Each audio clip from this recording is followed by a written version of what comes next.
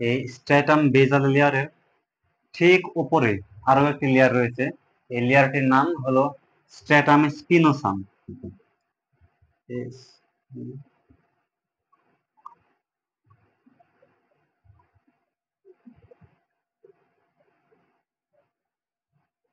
Stratum স্পিনোসামের সেলগুলো রয়েছে এইভাবে।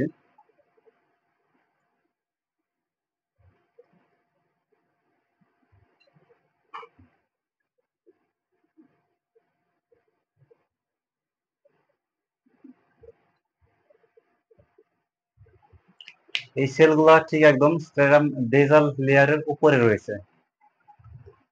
যখন স্ট্র্যাটাম বেসাল লেয়ারের এই সেলগুলা অনেক বেশি পরিমাণে বিভাজিত হবে, তখন এই লেয়ারগুলো ঠিক উপরের দিকে উঠে যাবে। উঠে যাওয়ার ফলে উপরের দিকে আরো একটি লেয়ার তৈরি হবে। এই লেয়ারটি হলো স্ট্র্যাটাম স্পিনোসাম।